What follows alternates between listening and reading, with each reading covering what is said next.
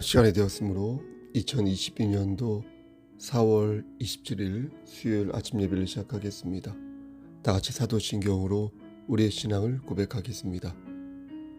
전능하사 천지를 만드신 하나님 아버지를 내가 믿사오며 그 외아들 우리 주 예수 그리스도를 믿사오니 이는 성령으로 잉태하사 동정녀 마리에게 나시고 본디오 빌라도에게 고난을 받으사 십자가에 못 박혀 죽으시고 장사한 지 사흘 만에 죽은 자 가운데에서 다시 살아나시며 하늘에 오르사 전능하신 하나님 우편에 앉아 계시다가 저리로서 산자와 죽은 자를 심판하러 오시니이다.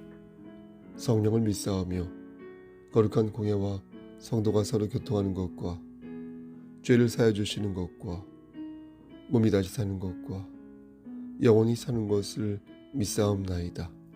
아멘. 사랑과 은혜가 풍성하신 하나님 아버지, 하나님의 크신 사랑을 진심으로 감사드립니다. 우리에게 영생을 허락하셔서 신실하신 하나님의 언약을 신뢰할 수 있도록 하시고 하나님의 자녀로서 매일매일 호흡할 수 있도록 도와주시는 애 감사합니다. 우리가 죄를 지을 때마다 다시금 말씀을 붙잡고 일어서서 당신님을 의지할 수 있도록 허락하여 주시는 애 감사합니다. 하나님, 오늘도 하나님과 동행하면서 하나님을 기쁘시게 하는 삶을 살기를 소원합니다. 주여 함께 하시고 역사하시사 말씀 안에서 의의 열매를 맺을 수 있도록 도와주시옵소서. 하나님, 모든 것들이 하나님의 뜻에 달려있고 하나님의 주권에 의해서 움직여짐을 믿습니다. 하나님께서 우리의 삶을 선도하여 주시고 우리가 이 세상 살아갈 때에 머리가 될진데 꼬리가 되지 아니하도록 우리의 삶을 강권적으로 인도하여 주시옵소서. 우리 송석교회를 위해서 기도합니다. 우리 교회가 구원의 방주로서의 역할을 잘 감당할 수 있도록 하시고 그리스도에 속한 그리스도인으로서 부족함 없는 제단 될 수 있도록 성령 하나님께서 역사하여 주시옵소서. 심신이 연약한 우리의 지체들을 위해 기도합니다. 항암치료를 받는 오은순 집사님과 서옥산 사모님에게 함께 하시사 영원 아빠 되신 하나님께서 그들을 챙겨주시고 그들의 세포를 건강하게 만들어주시기를 소원합니다. 장기간 입원 중인 전순지 집사님에게도 함께 하시사 용기와 희망을 잃지 않도록 도와주시옵소서. 코로나로 인하여서 힘들어하는 우리의 형제들에게 함께 하시사 속히 회복될 수 있도록 하시고 물질적으로 궁핍한 자들에게 함께 하시사 하나님께 헌신하고 순종하는 가운데 저들의 곳간에 쌀이 채워질 수 있도록 축복하여 주시옵소서. 마음의 병을 앓고 있는 자에게 함께 하시사 저들의 심신이 회복될 수 있도록 주여 역사하여 주시옵소서. 하나님 보시기에 합당한 삶을 살 수 있도록 하시고 우리가 넘어지고 쓰러질 때마다 포기하고 절망하는 것이 아니라 다시 일어서서 독수리의 날갯짓을 할 수 있도록 하나님 우리를 늘 눈동자처럼 지켜주시옵소서. 하나님, 오늘 입원하고 내일 수술하게 되는 도진이에게도 함께 하시사 아무쪼록 잘 무사히 수술을 받을 수 있도록 의사의 손 위에 하나님께서 역사하여 주시기를 소원합니다. 모든 말씀 예수 그리스도인 받들어 감사하며 기도드렸사옵나이다. 아멘. 하나님 말씀 고린도전서 16장 19절에서 24절 말씀입니다. 고린도전서 16장 19절에서 24절입니다. 신약성경 제성경으로 285쪽입니다. 19절 아시아의 교회들이 너희에게 무난하고 아골라와 브리스가와 그 집에 있는 교회가 주 안에서 너희에게 간절히 무난하고 모든 형제도 너희에게 무난하니 너희는 거룩하게 입맞춤으로 서로 무난하라. 나 바울은 친필로 너희에게 무난하노니 만일 누구든지 주를 사랑하지 아니하면 저주를 받을지어다. 우리 주여 오시옵소서. 주 예수 그리스도의 은혜가 너희와 함께하고 나의 사랑이 그리스도 예수 안에서 너희 무리와 함께할지어다. 아멘. 하나님 이 말씀을 들어 사용하여 주시옵소서. 예수님의 이름으로 기도합니다. 아멘. 가정이란 무엇일까요? 우리가 다 아는 바이지만 가정은 의식주 활동을 공유하는 생활 공동체를 이룹니다. 그렇죠? 먹고 마시고 같이 집에서 사는 그런 집단을 가정이라고 부릅니다. 이렇게 의식주를 같이 하다 보니 어떻습니까? 정서적 지지가 이루어지겠죠. 또 마음의 안식처라고 생각하여서 서로 믿고 의지하게 됩니다. 근데 사회가 변하면서 가정 역시 다양한 조합을 이루게 되었습니다. 예전에는 대가족과 핵가족 정도로 구분이 되었는데 지금은 다문화 가정도 있고 한부모 가정 맞죠? 한부모 가정도 있고 1인 가정도 있고 그래서 참으로 가정의 유형이 다양해졌습니다. 이 중에서 세계적으로 급증한 가정의 유형은 1인 가구라고 하는데 아무래도 개인주의가 팽배하고 인터넷이 상용화되면서 또 산업구조가 바뀌면서 그런 것이 아닌가 싶습니다. 2020년도부터죠. 2020년 4월로 기억하는데요. 그때부터 지금까지 3, 4월부터 지금까지 많은 교회가 온라인 예배를 드려왔습니다. 이전에는 사실 온라인 예배에 대해 부정적인 시각이 많았죠. 3년 정도 지나다 보니까 불가피한 면도 있고 또 오히려 긍정적인 면도 발견하였습니다. 이제 팬데믹에서 이렇게 엔데믹이 되었지 않습니까?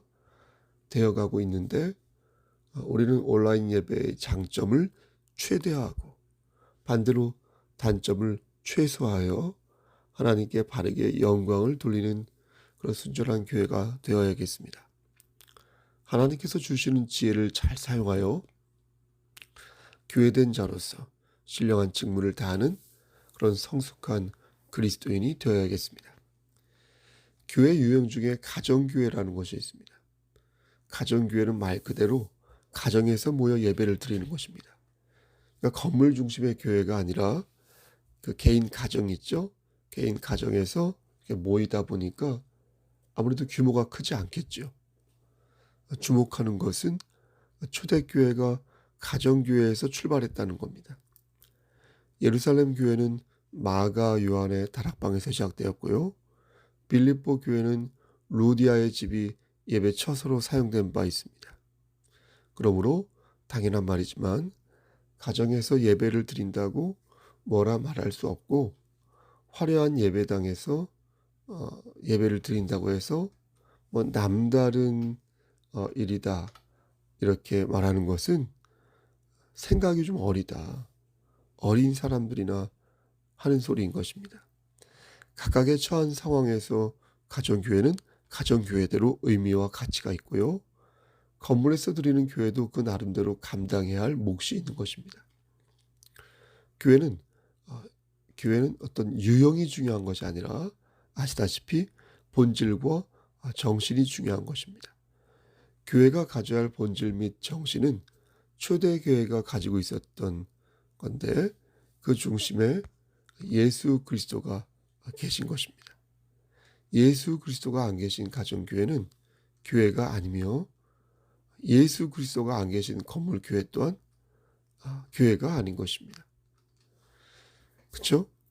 성도들을 많이 받을 수 있는 상황에 있는 그런 규모가 큰 교회는 나름의 사명을 가지고 열심히 그 일을 감당하면 되는 것이며 북한이나 중국같이 불가피하게 비밀 예배를 드려야 하는 곳은 가정교회로서 유지되는 가운데 효율적으로 그 사명 또한 받들어야 하는 것입니다. 사회 변화에 따라 가정의 유형이 달라지듯 교회 역시 처한 환경에 따라 유형이 달라질 수 있으며 다만 주의 종들이 종들의 그 생활 있죠. 종들의 그 생활이 어렵지 않게 교회들이 연대하여 구조적으로 지원을 아끼지 말아야 한다는 그런 차원에서 저는 노회와 총회의 역량이 매우 중요하다고, 특히 노회의 역량이 매우 중요하다고 보는 것입니다. 이 또한 교회가 유형을 달리하되 예수 그리스도라는 본질을 바꾸지 않을 때 서로의 짐을 함께 지며 하나님께 영광을 돌리는 교회 공동체들이 될 수 있다고 믿는 것입니다. 가정이나 교회나 사회나 국가나 모두 그 중심에 무엇을 세우자고요? 하나님의 은혜. 하나님의 은혜를 세우면 그 공동체는 분명 하나님께 복을 받는 공동체로 세워져 갈 수 있다고 믿습니다. 여러분, 공동체뿐만이겠습니까? 개개인의 삶도 마찬가지 아닙니까? 고린도전서 6장 19절 말씀에서 말씀하는 대로 우리는 하나의 개별적 교회로서 우리의 몸은 성령이 머무는 전 아닙니까? 너희 몸은 너희가 하나님께로부터 받은 바 너희 가운데 계신 성령의 전인 줄 알지 못하느냐. 너희는 너희 자신의 것이 아니다. 그렇죠? 고린도전서 1장 2절 말씀에도 교회가 무엇인지 단적으로 정의하는 말씀이 나오는데, 한마디로 말해서 교회는 건물이 아니라 사람이라는 것입니다.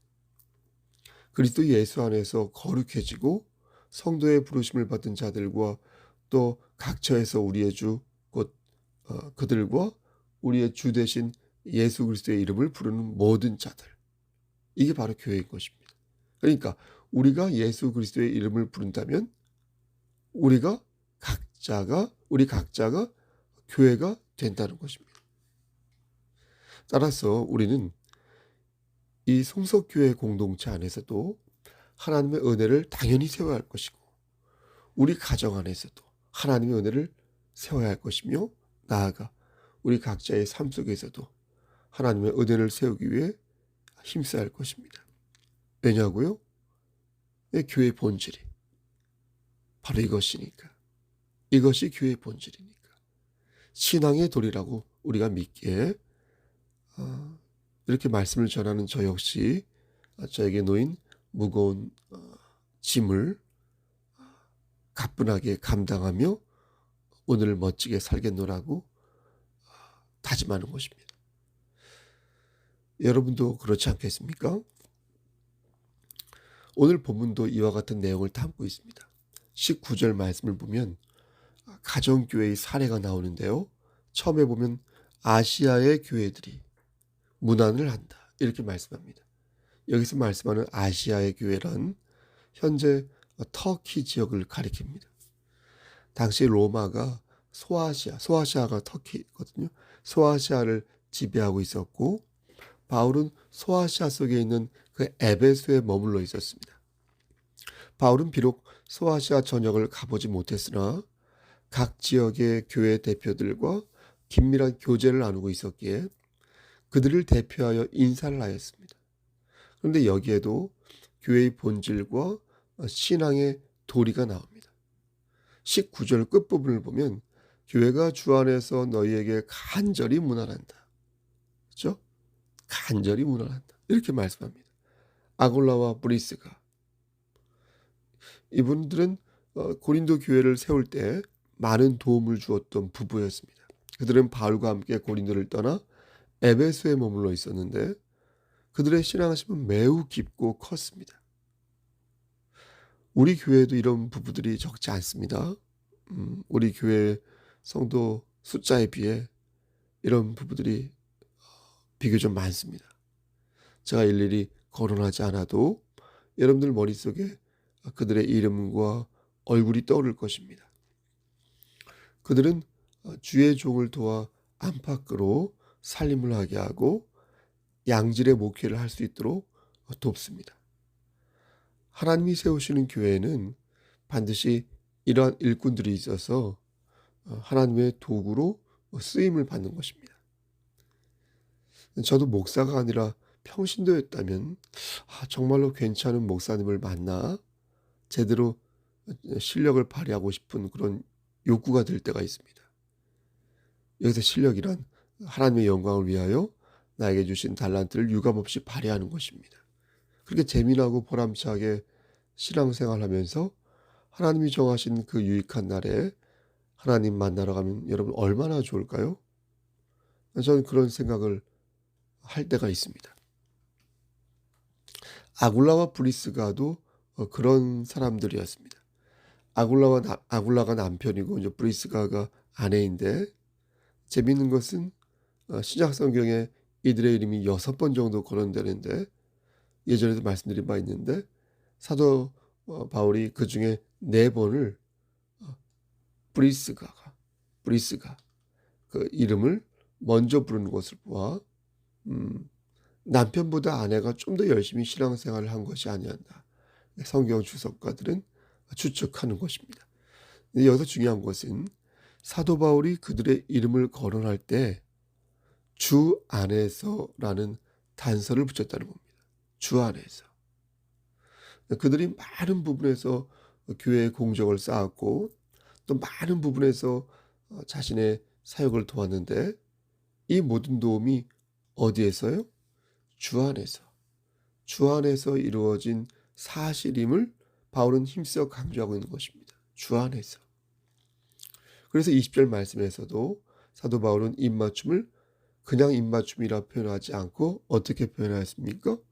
거룩한 입맞춤. 그렇죠? 거룩하게 입맞춤으로. 이렇게 표현하고 있는 것입니다. 글을 쓰는 사람들은 글자 하나하나에 물고기의 아가미를 단다는 말이 있습니다. 물고기 아가미. 그만큼 언어의 그 음상을 잘 파악하고 그 표현 하나하나가 갖는 남다른 의미를 고려하면서 이렇게도 써보고 저렇게도 써보는 것입니다. 그렇게 하나님의 뜻을 따라 기록된 말씀이 바울 서신이고요. 오늘 본문 고린도전서인데요. 어떻게 대충 바울이 말씀을 기술하였겠습니까? 어떤 단어를 쓰고 순서를 어떻게 배치할지 성령의 음성을 들어가며 기술한 말씀이 바로 우리가 읽고 있는 이 하나님 말씀이라는 것을 우린 염두에 두어야 할 것입니다. 다시 말해서 거룩한 입맞춤으로 하나됨을 표시한 것도 교회 안에서 이루어지는 모든 일이 주 안에서 검증받고 주 안에서 이루어져야 한다는 그런 신앙 고백에 기인한 것입니다. 바울은 교회가 가져야 할 신앙의 본질에 대해 한 번 더 강조합니다. 그것이 바로 22절에 나오는 주를 사랑하는 그것인데, 말씀을 주의 깊게 읽어보면 주를 사랑하지 않으면 저주를 받는다, 이렇게 말씀하는 것을 봅니다. 이게 무슨 뜻이냐면 주님을 사랑하지 않는 사람은 주님의 마음을 고려하지 않겠죠. 그리고 자신의 생각과 행동만을 고집하겠죠. 그러니까 자신의 이익을 추구하고 자신의 자존심을 지키기 위해 하나님의 영광 따위는 고려하지 않는다는 것입니다. 말 그대로 교회가 다른 것에 혈안이 되어 있어서 어떻게 하면 하나님께 영광을 돌릴까? 어떻게 하면 교회가 세상에 선한 영향력을 행사할까? 이런 걸 생각하지 않고 어떻게 하면 교회의 주머니를 채우고 어떻게 하면 나의 욕망 그런 걸 채울까? 그런 것들에만 관심을 쏟는다는 것입니다. 여러분, 왜 예수님께서 성경의 강령을 하나님을 사랑하고 이웃을 사랑하는 것이라고 규정하셨다고 여러분 생각하십니까? 왜 주님께서는 우리가 세상의 빛이 되고 소금이 되라고 말씀하셨을까요? 그것은 교회의 순전함과 진실함이 반드시 이 세상에서 구현되어야 한다는 것을 분명히 가르치시기 위해 그렇게 말씀하신 것입니다.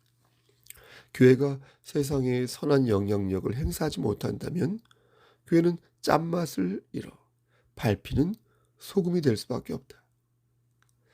장로교 있죠? 우리가 장로교지 않습니까? 장로교는 하나님의 주권만을 말하지 않습니다. 장로교도 감리교처럼 세상의 성화를 중요시합니다. 또 장로교도 성결교처럼 개인의 성결을 중시합니다. 그러므로 교회는 말과 행동할 때 주님의 사랑을 늘 고려해야 하는 것입니다. 주님에 대한 사랑 없이 생각과 행동을 고집하고 있지는 않은지 우리 자신에게 물어서 아니다 싶으면 즉각 회개하여 돌아서야 합니다. 우리가 만나는 사업장과 1인 가정과 교회와 많은 공동체 안에서 우리 자신을 이렇게 예의주시하면서 하나님의 사랑을 기대해야 합니다. 제가 좋아하는 인물 중에 조헌이라는 그런 사람이 있습니다. 조헌. 이분은 조선 중기 문신으로 임진왜란 때 외놈들과 맞서 싸운 의병장이고요. 불합리한 제도와 문물을 기억하고자 힘썼던 지식인이었습니다. 이 조헌에게는 두 명의 선생님이 계셨는데요. 한 분은 우리가 잘 아는 율곡, 이이고 나머지 한 분은 성훈이었습니다. 근데 재미있는 것은 이 두 분이 조언을 평가하는 데 있어서 결이 달랐다는 것입니다. 이인은 조언을 평가하기를 배운 것을 그대로 실천하는 사람이지만 그 정도가 좀 지나치다 이렇게 본 반면 성훈은 조언을 평가하기를 배운 것을 그대로 충실하게 실천하였던 행동하는 유학자로 보았습니다. 그러니까 한 사람은 잘하기를 잘하지만 좀 과격한 부분이 있다. 그래서 유연한 사고가 필요하다. 이렇게 본 것이고 다른 한 사람은 그렇지 않고 참 잘한다. 이렇게 본 것입니다. 제가 뜬금없이 이들을 언급하는 이유는 다음과 같은 일을 보았기 때문입니다. 약 2년 전 방송에서 서울 동대문구에 위치한 빛과 진리 교회에 대한 내용을 들은 적이 있습니다. 빛과 진리 교회는 규모가 꽤 있는 교회였는데 여러분 한번 기억하실 겁니다. 그 기사. 60 정도의 나이가 된 이름을 밝히겠습니다. 김명진 담임 목사가 교인들에게 인분을 먹이고 기억하시죠? 기억나시죠? 공동묘지에서 매를 맞게 하거나 차 트렁크에 갇히게 하는 식으로 성도들을 신앙 훈련을 그렇게 시켰다는 기사입니다. 그 교회는 예배 시간보다 성경 공부하는 시간이 2배로 긴 것으로 유명한데 그만큼 제자 교육에 각별히 신경을 쓰는 교회라 하겠습니다. 보통 입문 과정이 끝나면 심화 과정이 있고 마치 대학원 수업처럼 집중 과정을 거치고 나면 그걸 듣고 나면 리더가 될 수 있는데 이 과정에서 강도 높은 훈련이 있다는 그런 기사였습니다. 예를 들면 합숙하는 것은 기본이고 가정이 있는 교인들은 교회 인근에 거주하는 거예요. 그래서 일주일에 3번 이상 교회에서 자야 한다는 것입니다. 여러분 놀랍지 않습니까? 또 매일 아침마다 교회에 와야 하는 것은 물론이고 우리처럼 이렇게 비대면으로 온라인으로 새벽 예배 드리는 게 아니라 교회에 직접 오는 거예요. 매일. 그리고 불침봉까지 돌아가며 서야 한다는 겁니다. 여러분 놀랍지 않습니까? 저는 리더가 되기 위해서는 각별한 훈련이 있어야 한다는 그 목사님의 생각을 존중합니다. 하지만 상식과 양심에 벗어나는 행동을 함으로써 사람들 입방아에 오르내리면서 하나님의 영광이 가려지는 것을 볼 때는 화가 나는 것이죠. 아무리 그가 제자 교육을 잘하고 그 교회가 젊은 세대를 위한 시스템이 잘 갖추어져 있다 하더라도 글쎄요. 결과적으로 하나님의 영광을 가린 것이니까 잘못된 것이 아닐까요?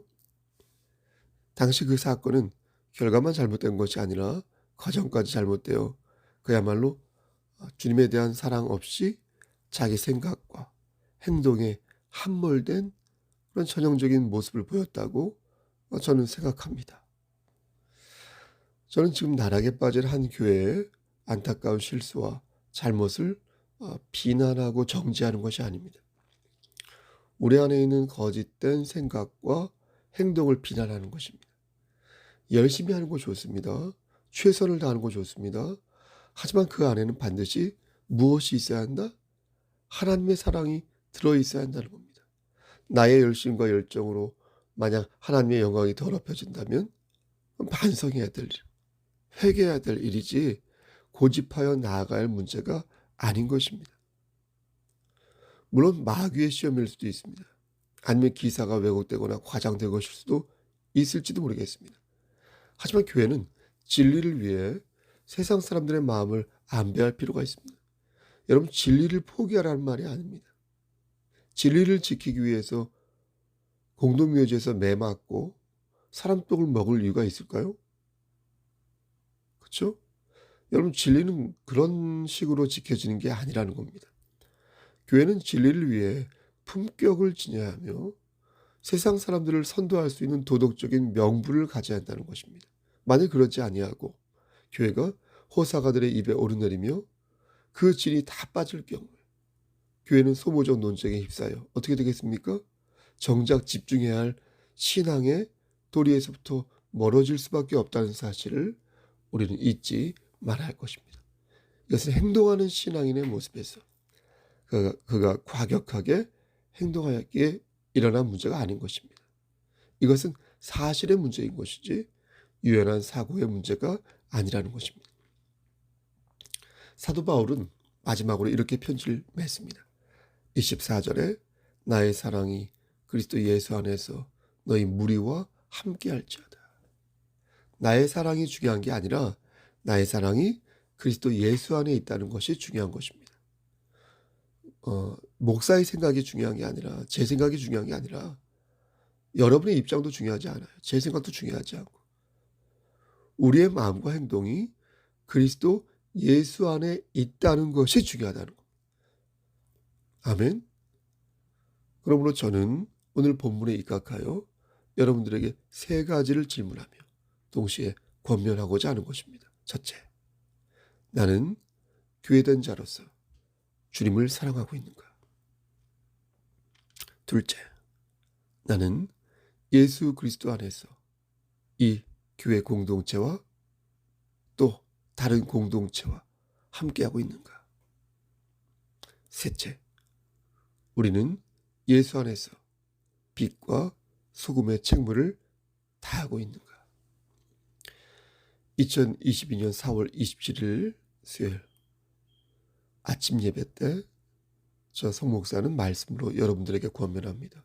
주를 사랑하지 않으면 저주를 받을 것이요 주를 사랑하면 하나님이 함께 하실 것입니다. 하나님의 주권을 받들고 하나님을 더욱 의지하는 여러분과 이 공동체 되시기를 우리를 위해서 구속하여 주신 주님의 이름 받들어 간절히 축원합니다. 아멘. 이제는 우리를 죄에서 구속하여 주신 우리 구주 예수 그리스도의 은혜와 아버지 하나님의 만극하신 그 사랑하심과 성령 하나님의 교통하시고 인도하시는 모든 역사하심이 예수 안에서 하나님 안에서 서로 사랑하고 회복되고 열매 맺기 위해 노력하며 하나님을 기쁘시게 하는 삶을 살기를 소원하는 여기 모인 성도와 그들의 가정과 이 제단과 이 나라 위에 하나님의 사랑하심이 세세토록 함께 계실지어다. 아멘. 예배를 마쳤습니다. 오늘은 수요일입니다. 수요 예배가 7시 반에 있습니다. 김규영 집사님이 개인적 사정으로 참석하지 못하는데 온라인 예배로 드리면은 더 많은 사람들이 참석할 수 있지 않을까 수요 예배를 오늘 그런 생각이 듭니다. 장로님과 상의하여서 결정을 하도록 하겠습니다. 여러분 기도 제목 있으면 연락 주시고요. 특히 수요 예배 참석에 대해서 좀 더 많은 신경을 써주시길 바랍니다. 수요 예배는 수요 기도 중심 예배로 그만큼 기도를 더 많이 할 수 있는 그런 예배 시간입니다. 그리고 예배당에서 예배드리기 전에 마음을 가다듬으며 준비할 때 조금 정숙하여서 마음을 준비한다면 좋을 것 같습니다. 우리 교회 성도님들은 그 점을 참 잘 지키고 잘 하고 계신데 지금보다 조금 더 잘해 주신다면 하나님이 기뻐하시겠다 이런 생각을 하게 됩니다. 오해 없으시길 바라고요. 잘하고 계시지만 더 잘하시라는 겁니다. 여러분 오늘 하루 승리하시고요. 오늘 하루도 힘찬 하루 되십시오. 주 안에서 샬롬.